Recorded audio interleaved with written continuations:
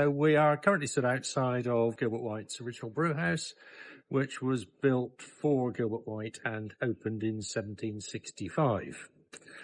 So theoretically, there's over 250 years worth of brewing experience. Unfortunately, there aren't any records of what happened to the brewhouse after he died in 1793.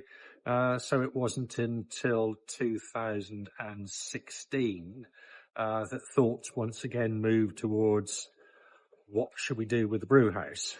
Around about that time, the trustees had managed to find, using a variety of means, including lotteries fund and others, about £2.5 million, which was to undertake development in the museum and, in fact, the whole of the courtyard, which we're standing in now, which is adjacent to the brewhouse.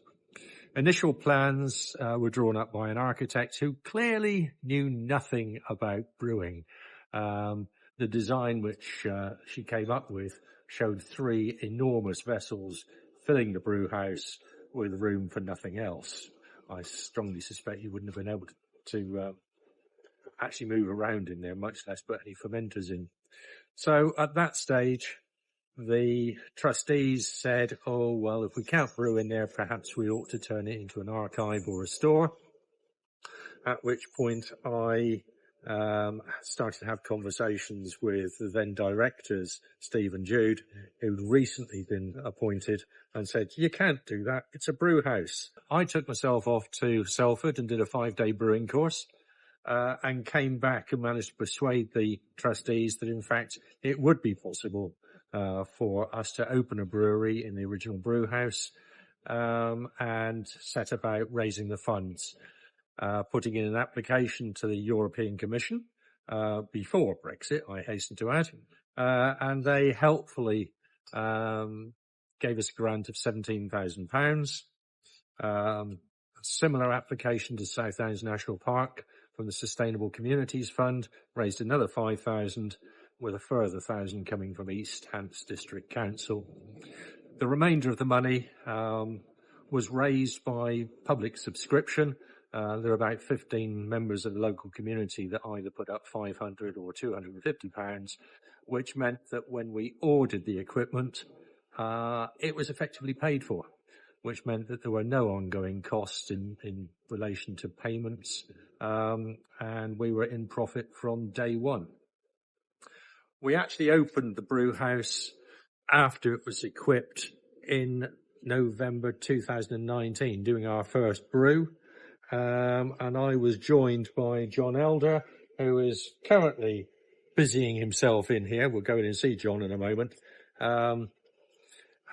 Doing our first brew so that we had beer produced for the December the 6th annual Christmas fair at the museum. And he and I stood at the doorway here, literally giving away beer, which for all the men that were here was great.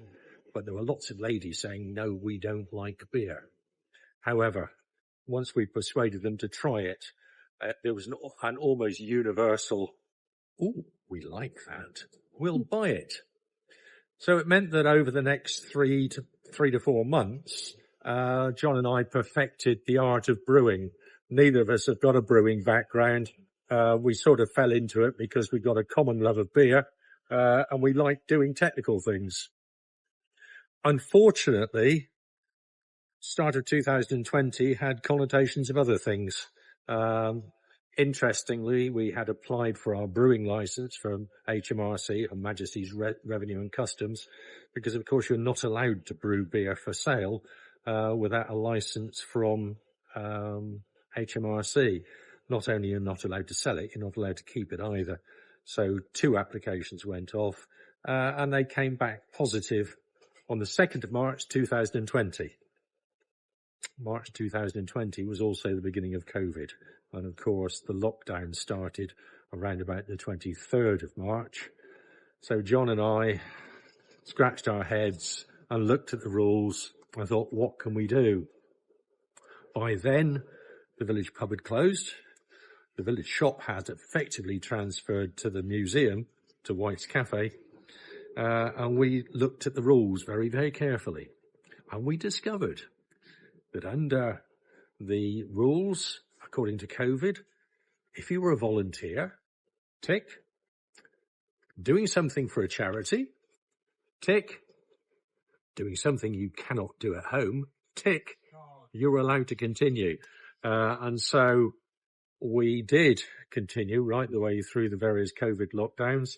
In fact, the first brew, the bottles that we put into White's Cafe on the Friday morning, there were 87 bottles that went in there at 10:30. And by 9:30 on the Saturday morning, every last one had been sold.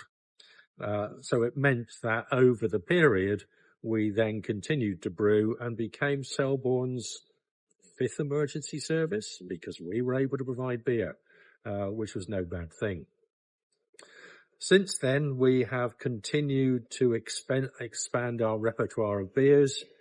We now have, including our seasonal offerings, 12 different beers that we produce, all using effectively the same technique as Gilbert White, but instead of taking 21 months before he was drinking his beer, most of ours goes on sale within 4 weeks. We can't afford to have it hanging around. If we'd like to go into the brew house now, we can see exactly what we've got. Okay, so the brew house is equipped with effectively what you would find in any brewery. We've got our hot liquor tank, which is just behind the door. We've got our mash tun. We've got our kettle, and we've got our fermenters. Gilbert White wouldn't quite recognise the kit that's in here, but he would recognise the methodology. John, can you tell us about how you brew beer? What actually do we have to do? What you do, you start off in the hot liquor tank. We set it to come on to boil at about 5:30 in the morning, so it's ready at about 72 degrees Celsius for us when we come in at 8:30 in the morning. When we come in, we fill the mash tun with malted barley, probably at between 30 and 40 kilograms. We pass then the water through it for about 60 minutes. And what that does is the enzymes in the husks of the barley convert the starch in the barley to sugar. And the water also picks up the colour of the barley. So you end up, after an hour or so, with coloured, flavoured sugar water called wort. That is then pumped into the kettle, where it is boiled, and you can see quite a vigorous boil going on here. That will be boiled for an hour and a half. And at this point, hops are added at the beginning of the boil for flavour, or rather bitterness, and at the end for aroma and flavour as well. Once that has been boiled out, which darkens the beer, it also bitters the beer. It then will have to go across the room to the cold side of the brewery into the fermenters. It's an interesting scenario because we're moving hot liquor at around about 100 degrees into the fermenters where it needs to be around about 20 degrees in a space of 2 meters. And there's a very nice little bit of kit called a heat exchanger that we use in order to cool the beer down before it gets into the fermenter. Of course, at that stage, it still isn't beer. It's still flavoured, sugary water, at which point we add yeast. It's not us as brewers that produce the beer, it's the yeast. So the yeast is then set to work for a period of 5 to 10 days. And during that time, what it does is to feed on the sugar that's in the wort and turns it into alcohol, giving off CO2 at the same time, but only small amounts, so we're not actually contributing too much to global warming.